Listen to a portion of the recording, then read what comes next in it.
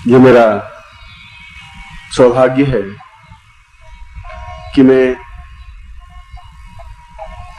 सिद्धाश्रम वाणी में परमहंस परम पूज्य भगवतपाद स्वामी सच्चिदानंद जी के चिंतन से संबंधित उन श्लोकों को उच्चरित कर रहा हूं जो अपने आप में ही दिव्य हैं, जो अपने आप में ही महान हैं, जो अपने आप में ही तेजस्विता युक्त हैं। उनसे संबंधित तो एक एक अक्षर, एक एक वाक्य, एक एक श्लोक ठीक उसी तरह है जैसे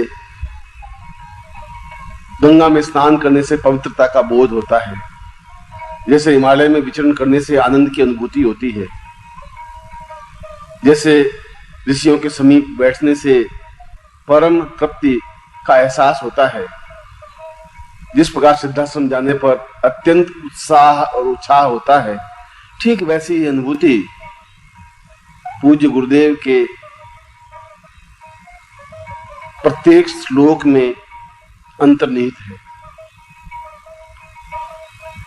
यह सिद्धाश्रम संस्कृत वाणी का संबंध न तो वेदोक्त संस्कृत से है और न पाणिनीय के नियमों से बंधी हुई संस्कृत से। यह अपने आप में हृदय की भाषा से उत्पन्न संस्कृत है, जिसमें कोई बंधन नहीं है, जिसमें कोई नियम नहीं है, जिसमें बुद्धि पक्ष नहीं है, जो केवल हृदय का बहता हुआ निर्झर है, जो छलछलाती हुई नदी की लहरें हैं। और उनसे भी बढ़कर जब होठों पर हजारों हजारों वर्ष की आयु प्राप्त योगीराज स्वामी सच्चिदानंद जी का नाम इन अधरों पर थिरकता है तो सारा शरीर पुलकित और रोमांचित हो उठता है। आंखों में एक अजीब सी आनंद और तृप्ति से अनुभव होती है। पूरे घर में एक सुगंधमय वातावरण सुरभित होने लगता है और ये निश्चित है कि जब हम उस दिव्य विभूति को स्मरण करते हैं तो निस्संदेह वे सूक्ष्म शरीर से उस स्थान पर आते ही हैं जहां सच्चिदानंद स्मृति का उच्चारण होता है। जीवन में पहली बार यह सच्चिदानंद स्मृति से संबंधित श्लोक सार्वजनिक कर रहा हूं। सिद्धाश्रम का तो यह पावन संगीत है। सिद्धाश्रम के प्रत्येक सन्यासी, योगी और साधिकाओं के ओठों पर ये श्लोक थिरकते रहते हैं। वहां के तो कण कण में ये श्लोक गुंजरित होते हैं। सिद्ध योगा झील की लहरों पर इन श्लोकों का मधुर गान होता है। वहां की हवा में ये श्लोक घुले मिले हैं। और आज यह परम सौभाग्य का दिन है, परम सौभाग्य का क्षण है, जीवन के पुण्यों का उदय है कि हम उस अद्वितीय विभूति के उन श्लोकों का, जिन श्लोकों की रचना स्वयं प्रकृति ने की है, जिन श्लोकों की रचना स्वयं विधाता ने की है, जिन श्लोकों की रचना चारों तरफ के दिक्पालों ने, देवताओं ने और आद्या शक्ति मां प्रकृति के माध्यम से अनुभव गम्य हुई है,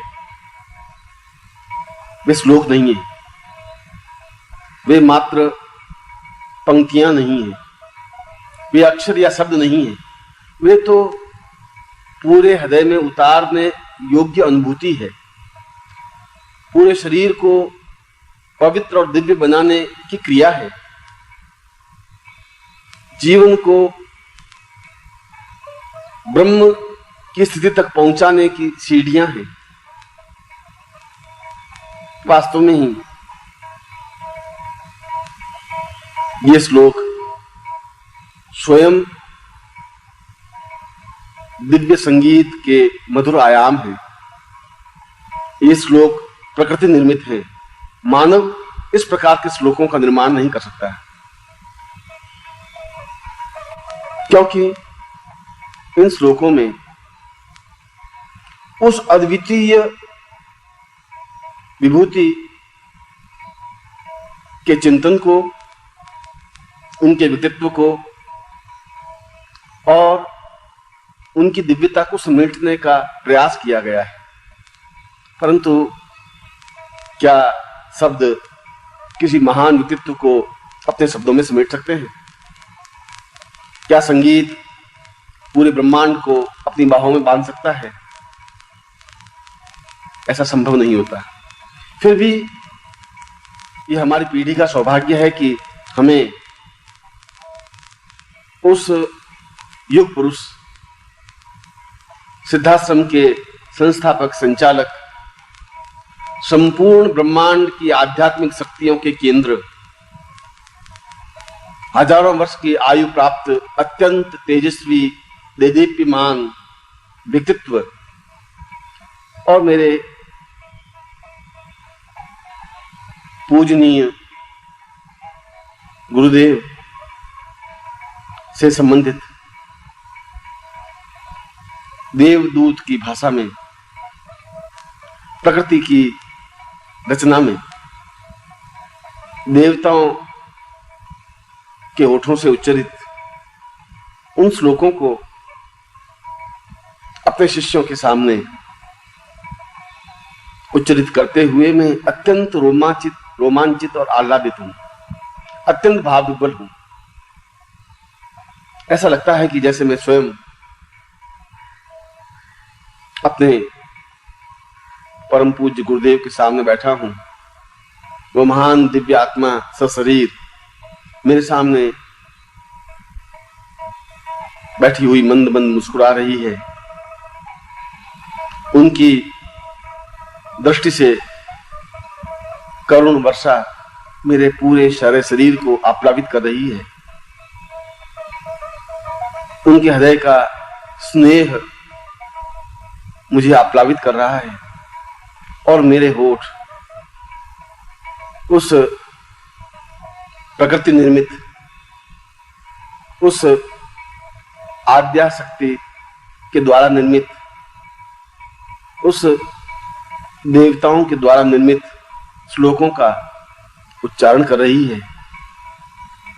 और ये श्लोक जिसके घर में भी गुंजरित होते हैं, ये श्लोक जिनके कानों में भी गुंजरित होते हैं, ये श्लोक जिनके हृदय में उतरते हैं, निश्चय ही वे परम सौभाग्यशाली होते हैं, निश्चय ही वे पुण्यात्मा होते हैं, निश्चय ही उनके सुकृत कार्य साकार रूप में उपस्थित होते हैं।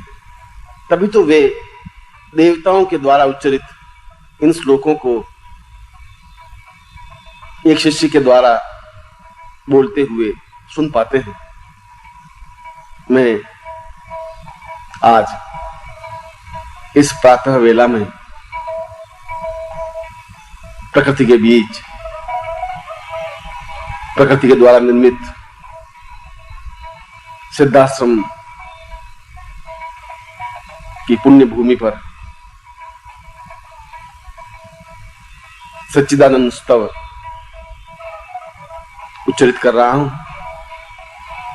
और ये मैं अपना सौभाग्य, अपना श्रेयस कर, अपने जीवन का पुण्योदय अनुभव कर रहा हूं कि मैं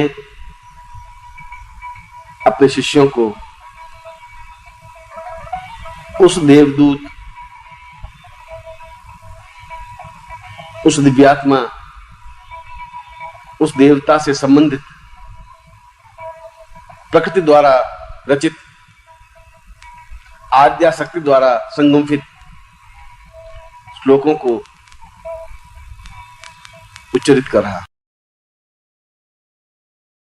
It is my great fortune that I am reciting those verses related to the holy thoughts of Paramahams Reverend Swami Sachchidanand ji, which are filled with the divine rhythm of Siddhashram and which are in themselves so great and celestial. Every word, every sentence and every shlok related to him fills the listener with such sanctity as is experienced on bathing in the holy waters of river Ganga, such joy as is felt in trekking through the Himalayas, such fulfillment as is attained on sitting with the sages, and such enthusiasm and happiness as is felt on visiting the Siddhashram. In fact, such a vivid and enthralling characteristic is imbued into every shlok of Reverend Gurudev.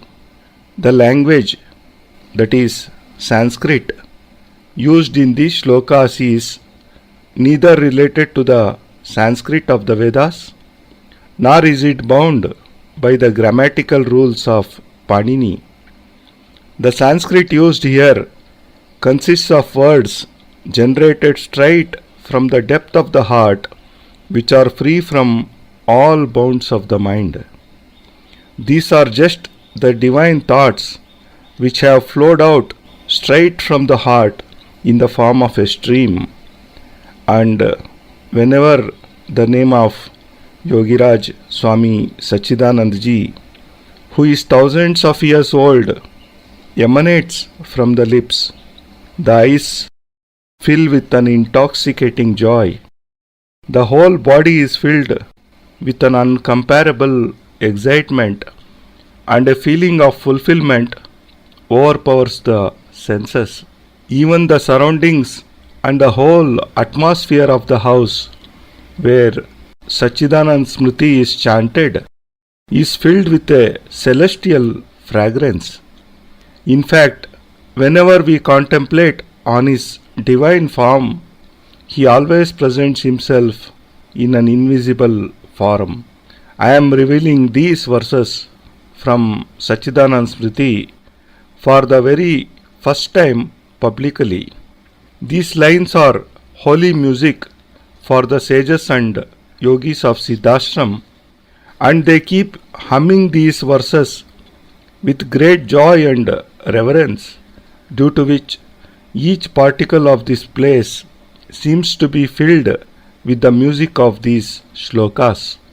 The music of the gentle rippling waves on the surface of the Siddhayoga lake and that of the gentle breeze seem to sing out these very verses.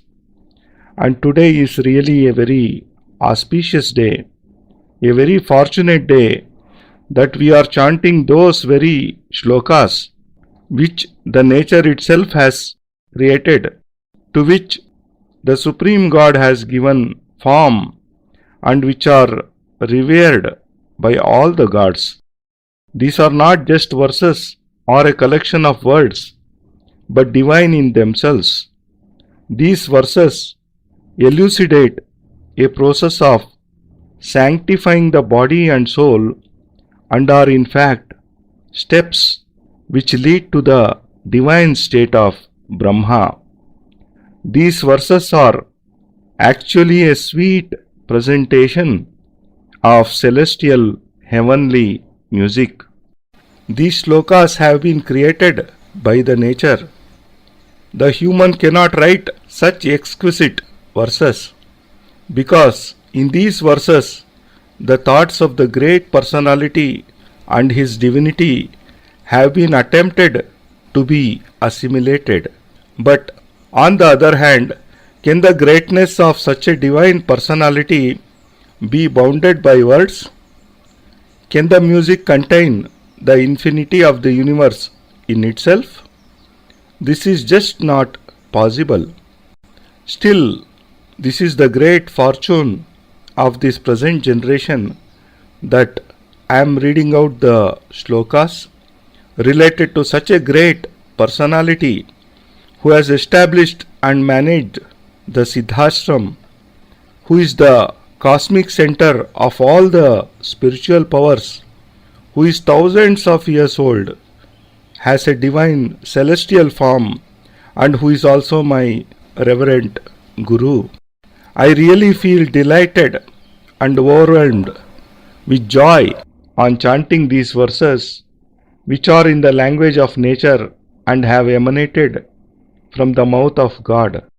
I feel as if I am sitting before the divine form of Reverend Gurudev, as if he is smiling and showering my whole body with his benevolence and his affection, as if he himself is chanting these divine verses created by the gods through the medium of my lips, and the people who listen to these verses, the atmosphere of whose house is filled with these chantings, and those who fill their hearts with the elixir of these shlokas are really the most fortunate.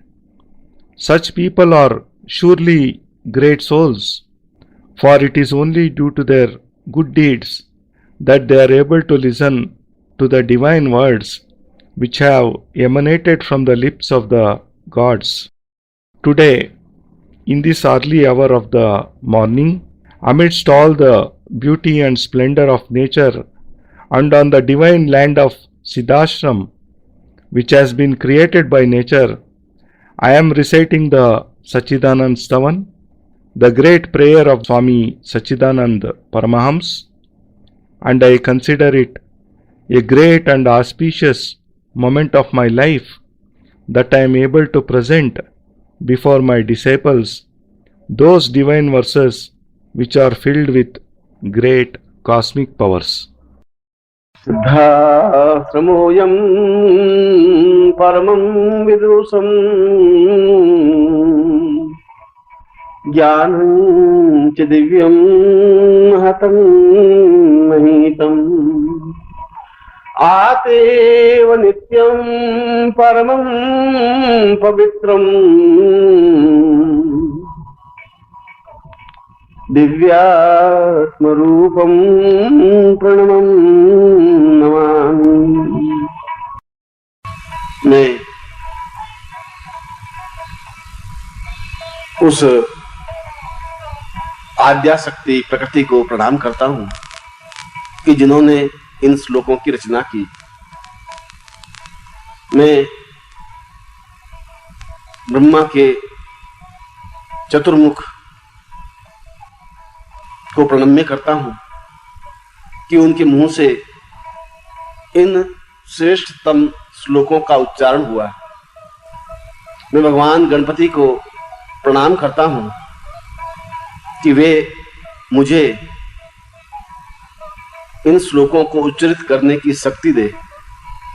मैं मां सरस्वती को अपने कंठ में स्थापित करना चाहता हूं कि मैं उन दिव्य और पवित्र श्लोकों को अपने होठों से उच्चारित कर सकूं और मैं उन अद्वितीय देव पुरुष भगवत्पाद सच्चिदानंद जी के चरणों में सशरीर सप्राण सचेतना युक्त प्रणाम करता हूं कि वे मेरे शरीर में स्थापित हों, मेरे रोम रोम में गुंजरित हों, मुझे जीवन के उन अद्वितीय श्लोकों को उच्चारण करने की शक्ति प्रदान करे, जिससे कि सुनने वाले जीवन में धन्य हो सके, पवित्र हो सके, दिव्य हो सके। I bow down in reverence before the divine power who has created these verses. I venerate before the four-headed Brahma, the creator of this universe, from whose lips these unique verses have emanated. I bow down before Lord Ganapati, who has instilled in me a power and capability to chant these verses. I pray to Goddess Saraswati, the goddess of speech and learning, to bless me so that I can chant these sacred verses. And I offer every cell of my body and my soul in the holy feet of Bhagavad Sachchidanand ji and pray to him to instill his divinity into every part of my body and to bless me with the power to recite these shlokas, so that whoever listens to them feels their sanctity and divinity entering his body, mind and soul. Ganga त्वदीयं देवोत्तरूपं हिमालयो वै परमं च नित्यम् नित्यो वदां स्वर्गवदैव नित्यम् कारुण्यरूपमपुरं महितं वदेवम्। गुरुदेव का नाम ही और उनका नाम होठों से उच्चारण करना ही ठीक वैसा ही है जैसे मंदाकिनी में स्नान करने से पवित्रता का बोध होता है। उनके नाम का उच्चारण करना वैसा ही पवित्र है जैसे देव नदी में अवगाहन करने के बाद सारा शरीर पवित्र और दिव्य बन जाता है। उनका नाम उच्चारण करना ठीक वैसा ही महान और दिव्य बन जाता है जैसा हिमालय अपने पूर्णता के साथ खड़ा है। उनका नाम अपने आप में ही समस्त देवताओं का पुंजीभूत स्वरूप है। ठीक है, ऐसे गुरुदेव को स्मरण करने से सारा जीवन चेतना युक्त हो जाता है, पवित्र हो जाता है, दिव्य हो जाता है। The name of Gurudev is in itself so divine that just by speaking it out, the body and soul seem sanctified, just as one feels on bathing in the holy river Mandakini. Just chanting of his holy name is an accomplishment higher than the greatest peaks of the Himalayas. His name is the confluence of the divine forms of all the gods, and on remembering such a Gurudev, the whole life becomes filled with a celestial exuberance, sanctity and divine radiance. वेदन्तरूपमपरं महितान् विहंसिं कारुण्यरूपमपरं महितं वदेवम् सिद्धाश्रमोऽयं पुण्यं वदेयम् सच्चित् स्वरूपम् आत्मार्वनित्यम्। आध्यात्मिक जीवन का श्रेष्ठतम स्थल सिद्धाश्रम है। एक ऐसा स्थल, एक ऐसा स्थान, एक ऐसा दिव्य स्थान जहां पर देवता लोग भी मनुष्य रूप में जन्म लेकर के आने के लिए लालायित हैं, जहां आज भी उच्च कोटि के योगी और सन्यासी गतिशील हैं, जहां की माटी चंदन के समान ललाट पर लगाने योग्य है, जहां के कण कण में आध्यात्मिक सुगंध प्रवहित है, जहां की वायु में एक चेतनता है, एक पवित्रता है, एक दिव्यता है। और इस सारे सिद्धाश्रम की स्थापना और उसका संचालन करने वाले परम पूज्य गुरुदेव आत्मा का सही अर्थों में प्रतिबिंब है, साक्षात ब्रह्म है, साक्षात समस्त ब्रह्मांड का चैतन्य स्वरूप है, इसीलिए तो उन्हें जीवन कहा है, इसीलिए तो उन्हें चैतन्य स्वरूप कहा है, इसीलिए तो उन्हें ब्रह्म स्वरूप कहा है।